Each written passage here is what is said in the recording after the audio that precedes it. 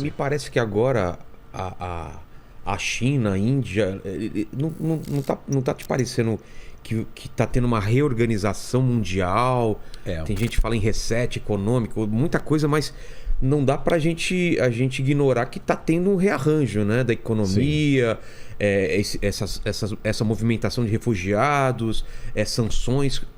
Que mundo que a gente está vivendo e dá para prever o mundo para daqui 5 anos? Tá uma coisa muito estranha, né? China vai suplantar os Estados Unidos ou não? Então tudo. Porque a gente está vivendo uma época da economia tão globalizada, É, parece que isso evitaria guerra, evitaria conflito, porque estava todo mundo sim. muito. Aí a gente tem a Inglaterra saindo da União Europeia, né? Sim. E vários movimentos mais nacionalistas. O que está acontecendo com o mundo na sua visão mais ampla, assim?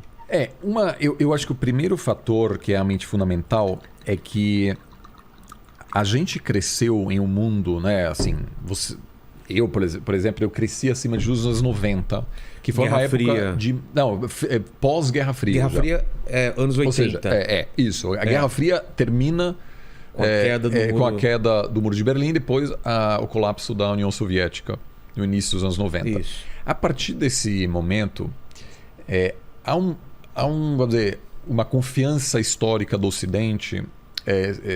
É publicado um livro do Francis Fukuyama, que é muito famoso, sobre o suposto fim da história, dizendo que a gente chegou a um momento na civilização em que, aos poucos, todo mundo vai se transformar em uma democracia liberal.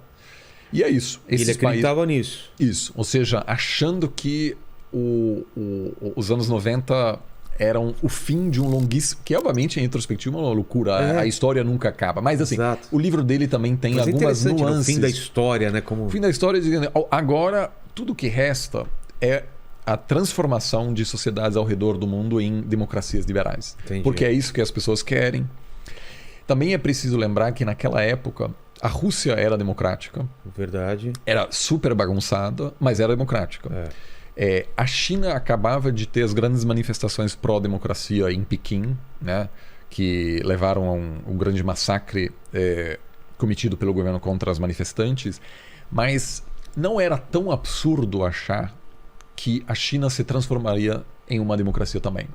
E se você vive nesse mundo em que os Estados Unidos acabam de ganhar a Guerra Fria, a Europa Leste acaba de se abrir e estão se transformando também em democracias. Polônia, Hungria, República Tcheca. Verdade. Cara, e as cenas do Muro de Berlim eram muito fortes, porque eram pessoas que, assim, evidentemente queriam fazer parte desse sistema político, etc.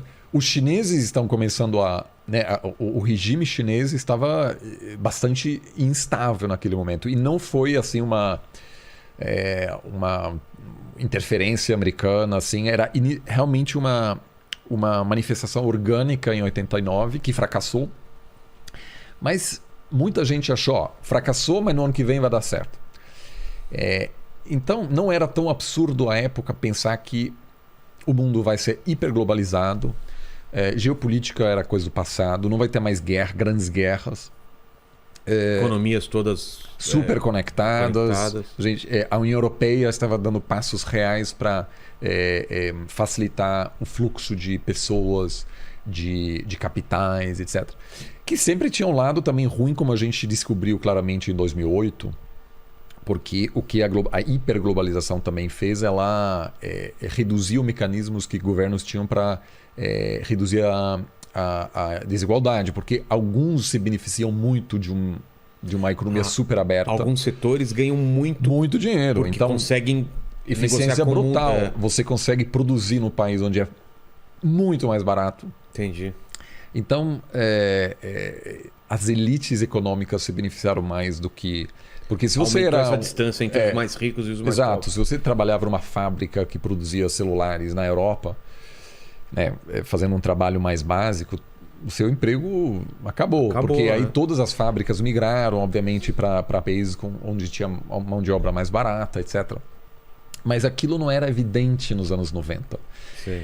Então, não havia tipo uma Marine Le Pen, como agora na França, que provavelmente vai perder as eleições no domingo na França, mas que basicamente discorda dos elementos-chave da globalização, diz que a França precisa se proteger mais, precisa fechar suas fronteiras, precisa ter mais autonomia sobre o que acontece dentro do país, porque dialoga com pessoas que perderam com a globalização, ou que acham que perderam com a globalização. Mas naquela época havia algumas poucas vozes dizendo, olha, cuidado, a gente precisa... Não é bem assim... Mas eram gente, vamos dizer, o comentário geral é não estraga a festa que Entendi. a gente está tendo no nosso grande momento, né?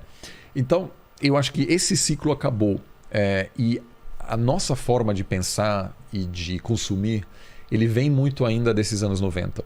Total. Para nós é normal a gente trocar de celular toda hora, até a gente ter acesso a bens de consumo que são bastante baratos. A televisão nunca foi tão barata. Exato. Né? Então, isso claramente são coisas que, vamos dizer, são coisas que a gente não tivesse sem esse mundo hiper integrado.